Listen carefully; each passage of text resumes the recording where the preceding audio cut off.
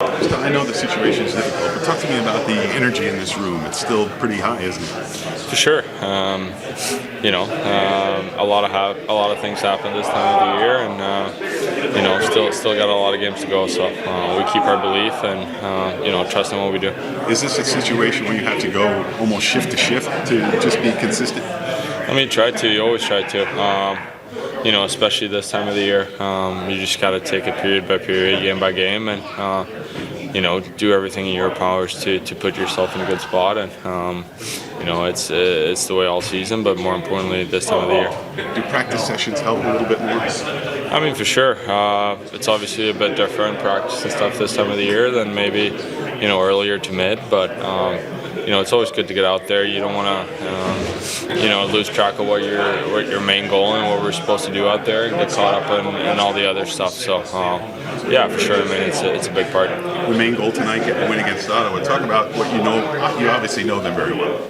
Yeah, I mean, we play each other a lot every year, and it's always good, high intensity, a lot of emotions, type of game. So, nothing changes for tonight. We know where they're at in the standings and what they're fighting for as well. So it's gonna be a fun game. Is it hard for guys maybe to not press because it seems like some guys maybe want to play like 200%. And it doesn't require that. I mean, it's hard to maybe level that out. Yeah, for sure. I mean, everyone wants to be at their best at this time of the year and wants to perform at a high level. And obviously that could sometimes hinder you in ways. But I think as long as you have that ambition, as long as everyone's striving towards that, I think we'll be in a good spot.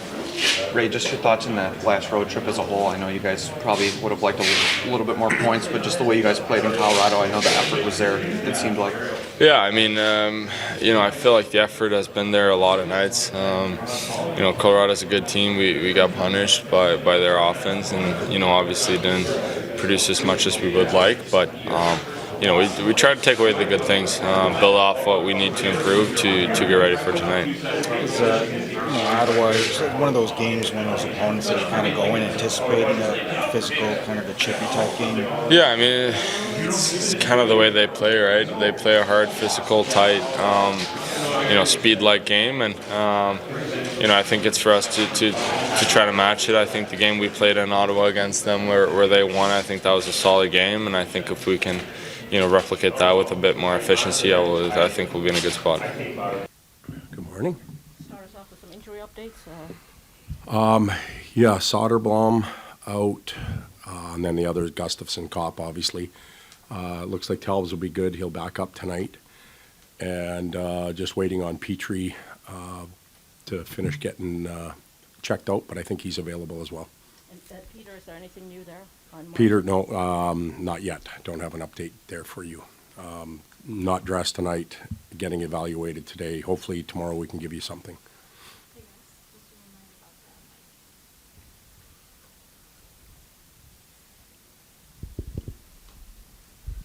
Hi, Todd. How are you? Good morning. Is this a situation where it's instead of big picture, you got to look shift to shift to keep things positive? Yeah, we've been trying to do that almost from day one here, where we wanted to just focus on what's in front of us and deal with that. Put a good effort in, adjust, fix things, and then move on. And I don't think that changes at all down the stretch here. We start looking at schedule, games, point differential, all that type of stuff. It's not going to do us any good. We should spend our time and energy on the task at hand, and that's how we'll approach it. Todd, just your thoughts on the road trip as a whole and just the effort, obviously, from Colorado. You said you were pleased with how that could carry over into tonight. Yeah, well, I think if you look at the road trip, you've probably got to include the Washington game in it, and we only win 1 out of the 4. We played some pretty high-end teams on that trip. Maybe the most sloppily played game was a 5-1 win in Utah for a lot of different factors. I've pounded that drum so many times already with ice conditions and whatnot, but the effort in Colorado was admirable, but effort and drive and passion and all those things are real important, but wins have to come out of it based on where we're at right now. And we didn't get enough of those on the road trip, so we're going to rely on these two games here at home to try and fill the bank up for points that we didn't get. Are you trying Tarasenko on the top line tonight? If they play well, they'll be the top line. He's going to play with Razor and Larks, and we'll determine who that top line is at the end of the night. But he's going to get his opportunity to go up there. Yep. Is that an advantage of being at home with the matchups, and then also just how do you get more out of him? I mean, Well, we're trying it. We're trying it this way now, where Razor and Larks have not scored at the same pace that they scored at in the past, and Laddie's kind of been in that mix. So we're throwing all three in there together now, and they, when you look at their resumes, you look at what they've done and the way they can play, they should be a real good line, and it'll be a real good challenge for the three of them to play together and find a way to be productive.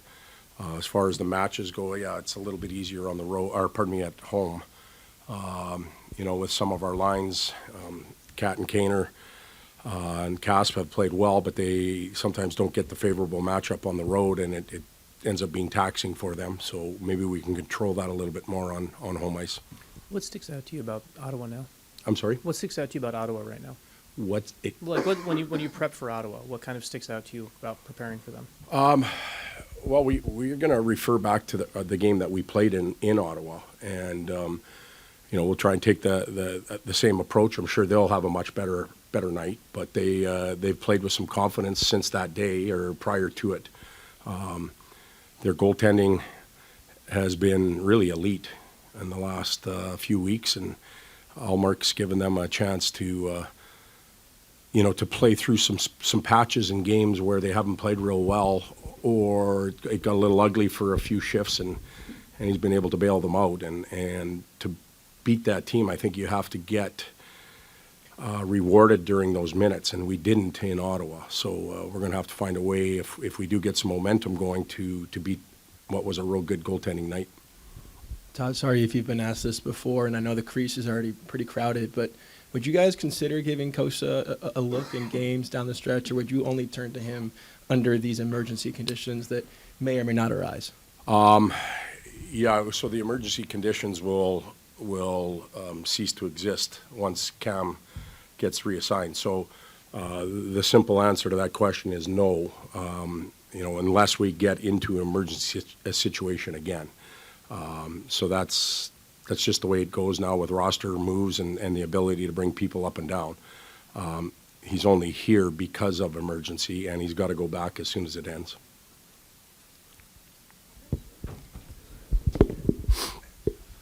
Just with Larkin and Raymond, obviously, like you said, it's been quieter since basically the break. Is there something you're not seeing in their games besides the finish, or is it just kind of a confidence that comes with not finishing? Well, everybody's games kind of ebb and flow, and they've had some nights where they have been productive. They've had nights where they've had great scoring opportunities and it hasn't gone in, and then they've just had some dry nights.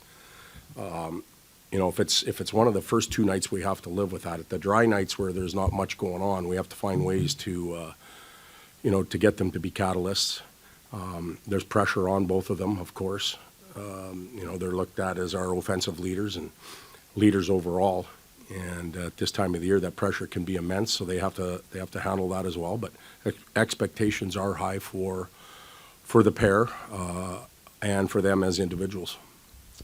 Todd, just the dimension that Watson's giving you, he doesn't play a lot of minutes, but when he does, he kind of makes his presence felt physically, rushes to defensive teammates and that. Just how important is having somebody like that? Well, he does all of those things, and he does more. It's stuff you can't see because he's got a lot of energy.